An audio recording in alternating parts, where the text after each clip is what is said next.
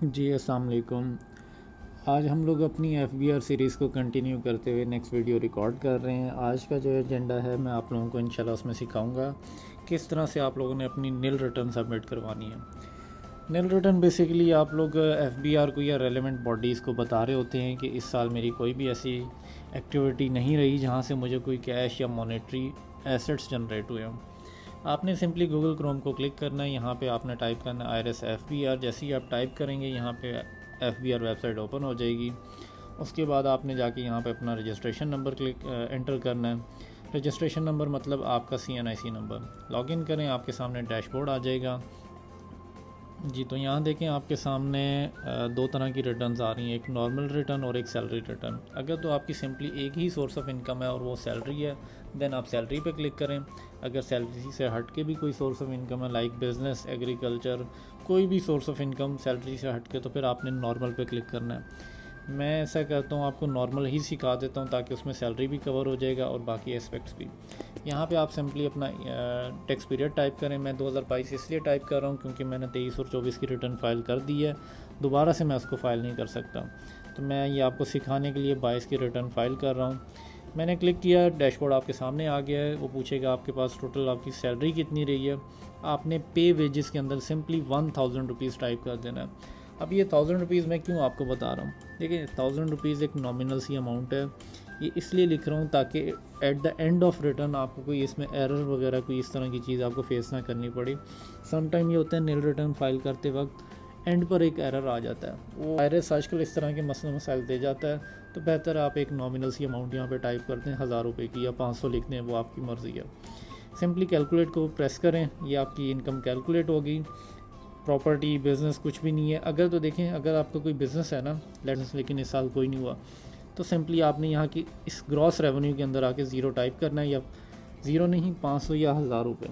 वो आप टाइप करने के बाद आपने सिंपली कैलकुलेट को प्रेस करना है, ये भी कैलकुलेट हो जाएगा। ठीक है, तो हम सिंपली मूव करते हैं आगे टैक्स चार्जेबल में। आप इसको क्लिक करें, यहाँ पे डायरेक्टली आप पहुँचें कंप्यूटेशन के अंदर। यहाँ पे देखें आपको नज़र आ रहा है सोर्स ऑफ इनकम मेरी सैलरी से 1000 रुपये आ रहा है। ठीक है, 1000 आ रहा है और यहाँ पे टैक्स चार्जेबल में विद होल्डिंग इनकम टैक्स मेरा सिर्फ ज़ीरो आ रहा है। ठीक है, क्योंकि मैंने जो पैसे कमाए हैं वो इतने नॉमिनल हैं कि उसके ऊपर टैक्स ही नहीं है। सिंपली कंपटीशन के बाद आपने नीचे आना है, इसके स्क्रॉल डाउन करते हुए वेल स्टेटमेंट पे। वेल स्टेटमेंट में आप पर्सनल एक्सपेंसेस में किसी भी हेड के अंडर वो जो 1000 आपने वहाँ लिखा था वो यहाँ पे लिखें और सिंपली इसको कैलकुलेट प्रेस करें। आपका जो 1000 आपने इस साल कमाया था वो 1000 आपके एक्सपेंस में निकल गया, तो नेट ऑफ हो के आपके पास ज़ीरो पैसे मतलब बचे। तो इस सिनेरियो में आपने ये 1000 रखना है। ठीक है, 1000 आपने जो पैसे कमाए थे वो 1000 आपने ख़र्च भी कर दिए, तो एट द एंड आपकी रिटर्न नील होगी है। उसके बाद आपने पर्सनल एसेट्स में आ जाना है। अगर तो पिछले साल के कोई एसेट्स हैं वो ऑटोमेटिकली कैरी फॉरवर्ड हो जाएंगे। अगर उसमें कोई आपने चेंज करना तो आप कर सकते हैं, लेकिन उस चेंज को आपने फिर एक्सपेंसेस में भी एडजस्ट करना है। वो मैं क्यों कह रहा हूँ मैं आपको एक्सप्लेन कर देता हूँ। लेट्स से इस साल मैंने सिर्फ 1000 रुपये डिक्लेयर किए कि मैंने कमाए हैं। ठीक है, लेकिन ख़र्चे मेरे इस साल हुए हैं, तो ख़र्चे जो मेरे हुए हैं वो फिर मेरे पास जो कैश पड़ा हुआ है FBR के रिकॉर्ड में मैंने फिर वहाँ से वो ख़र्चे किए हैं। ठीक है, बेहतर आप वो ना डिस्क्लोज़ करें। आप सिंपली ये बताएं कि इस साल ना मेरा कोई ख़र्चा हुआ है और ना ही मैंने कोई पैसे कमाए हैं। अगर कमाए हैं तो वो 1000 रुपये कमाए थे और 1000 रुपये खर्च कर दिए।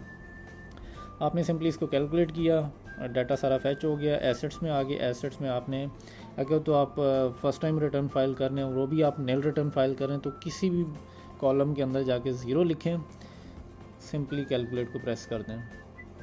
ठीक है, जैसे ही आप प्रेस करेंगे आपके टोटल एसेट ज़ीरो आ जाएंगे। उसके बाद रिकन्सिलिएशन में आप आ जाए। रिकन्सिलिएशन में आपने बताना है कि अगर तो प्रीवियस ईयर के कोई एसेट्स हैं आपके पिछले रिटर्न में आ रहे हैं तो आप इसको यहाँ पे लिख दें, नहीं तो यहाँ पे इंपोर्ट प्रीवियस रिटर्न को क्लिक करेंगे, वो एसेट्स आपके ऑटोमेटिकली आ जाएंगे। ठीक है, उसके बाद आपने क्या करना है, इनको बताना है कि इस साल मैंने 1000 रुपये की अर्निंग की है, वो इनकम फ्रॉम सैलरी थी।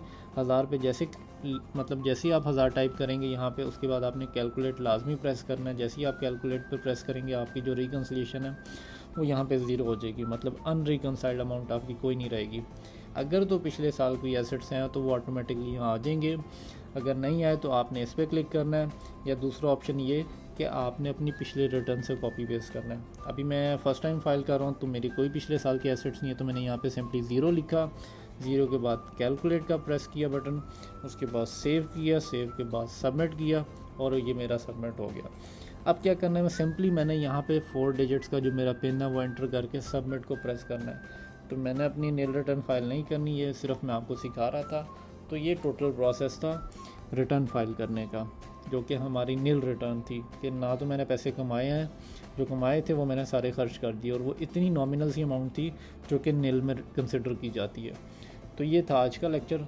होपफुली आप लोगों को ये समझ आ गया होगा।